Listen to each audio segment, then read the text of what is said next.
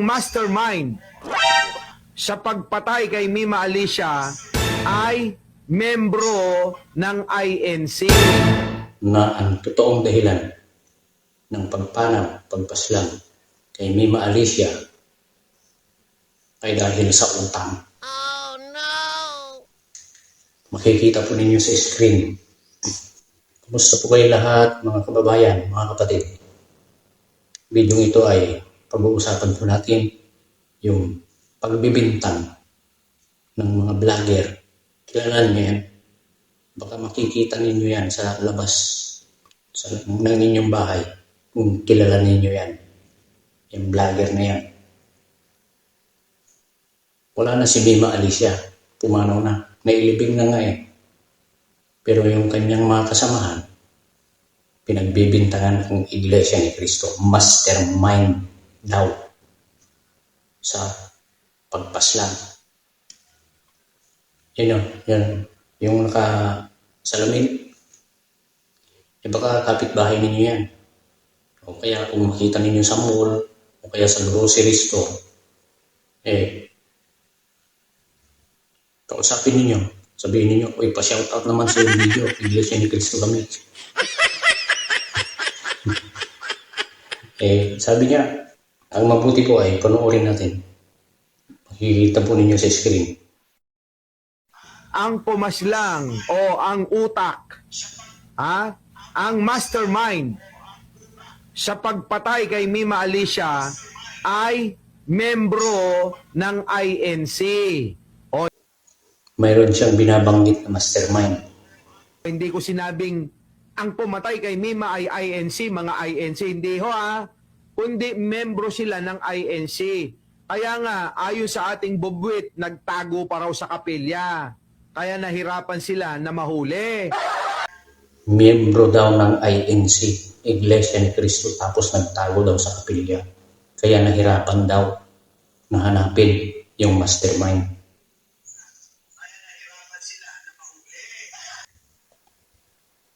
Napakasinungaling yan, taong yan.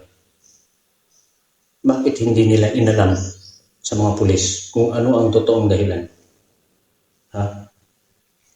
Kumakalat ngayon sa social media na ang totoong dahilan ng pagpanaw, pagpaslang kay Mima Alicia ay dahil sa utang. Makikita po ninyo sa screen. Ilalagay natin. Makikita ninyo sa screen. 8 milyong piso.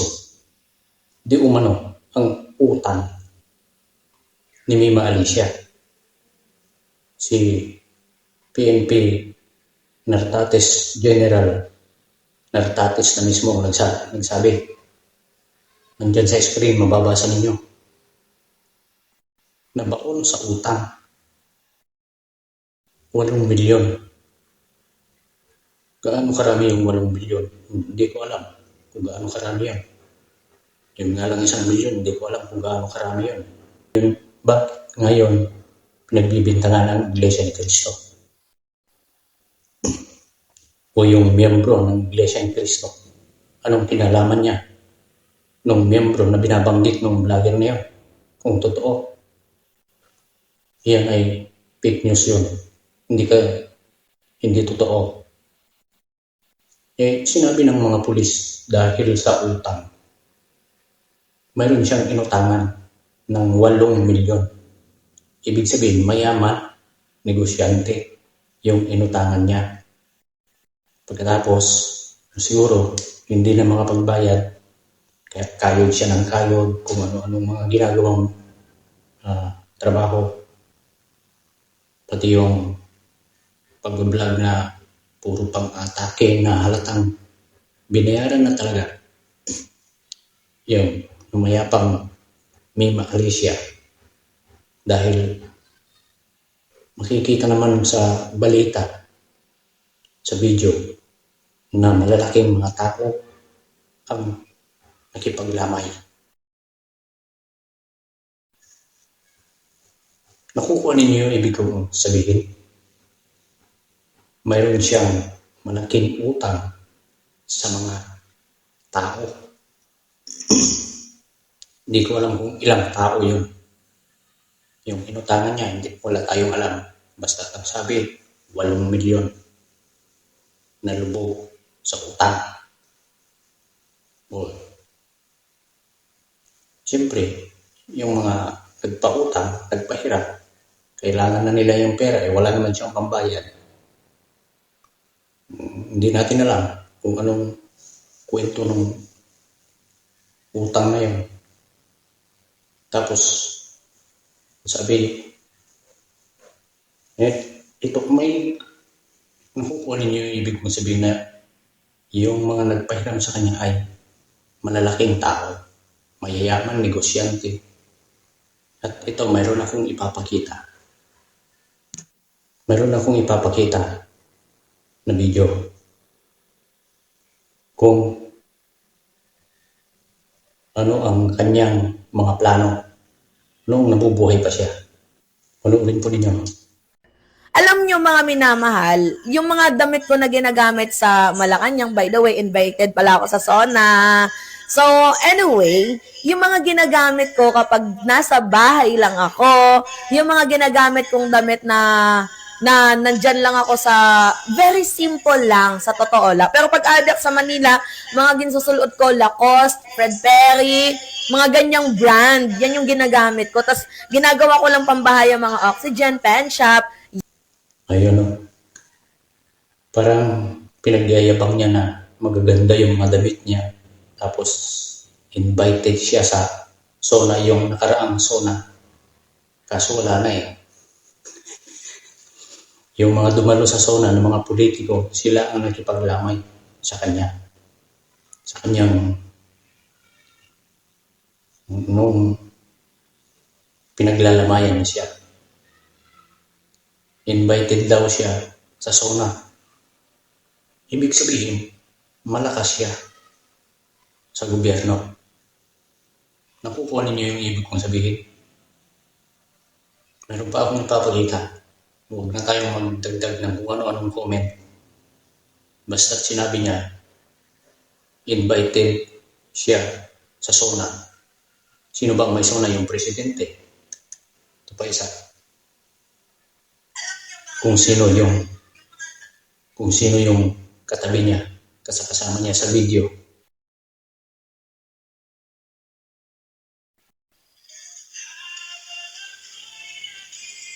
Sino yung katabi niya? Kilala niyo?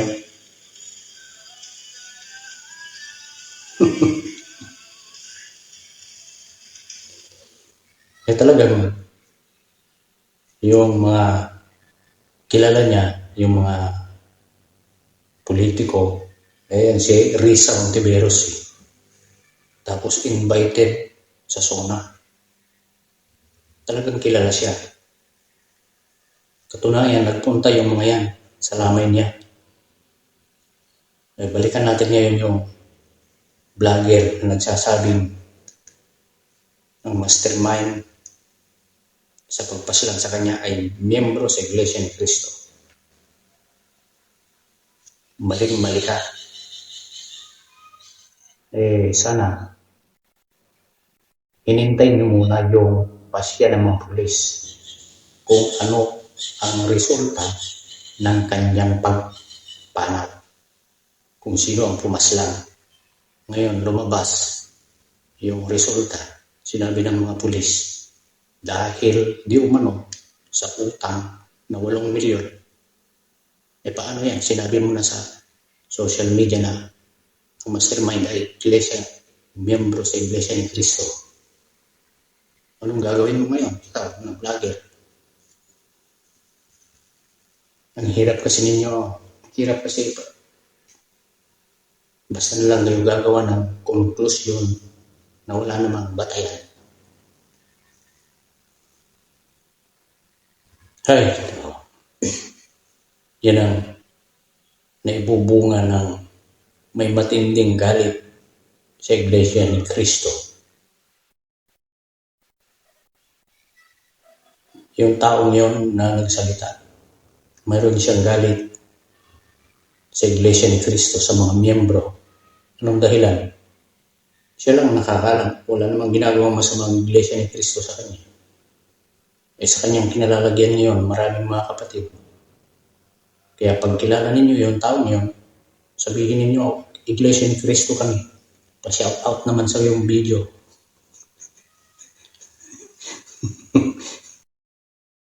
Ikaw na vlogger na mapangahas, magbintang sa miyembro ng Iglesia ni Cristo na sinasabi mong mastermind sa pagtapas lang kay Mima Alicia. Kung may ebidensya ka, ilabas mo. Yung binabanggit mong bubuwit mo, ipakita mo. Sapagkat hindi kinukonsinti ng pamamahala yung mga ganyan na kaso. Sinasabi mo na nagtago sa loob ng kapilya, wala ka namang matibay na ebidensya, pwede kang kasuhan. Nakakaawa itong vlogger na ito na nagbibintang sa Iglesia ni Cristo o miyembro ng Iglesia ni Cristo daw ang mastermind. Maraming mga vlogger na naninira sa Iglesia ni Cristo. At marami na ang nasampulan, sinampahan ng kaso. Sapagkat pawang kasinungalingan yung paninira nila. Itong vlogger na ito, daldal ng daldal na wala namang katotohanan yung ibinibintang sa Iglesia ni Cristo.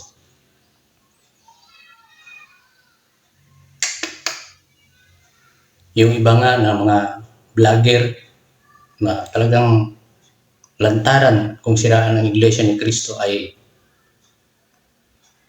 halos hindi tawag nito makalabas sa kanyang kinalalagyan. Yung iba nasa ibang bansa.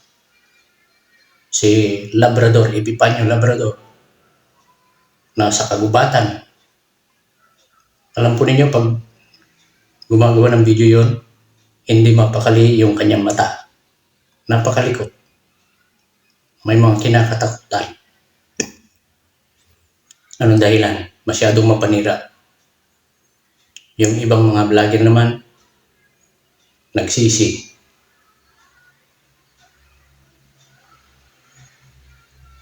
Alam po ninyo mga kapatid, hindi na natin dapat ipagtakayan. Sapagkat ipinagpauna na sa atin noong tayo'y madoktrinahan na dahil sa pangalan ng Panginoong Hesukristo tayo ay uusigin. Sabi nga ng ibang nag-comment, yung isang puno na maraming bunga, maraming nambabato. Totoo yun. Totoo. Kaya maraming salamat po sa lahat ng mga kapatid na nanonood sa ating munting channel.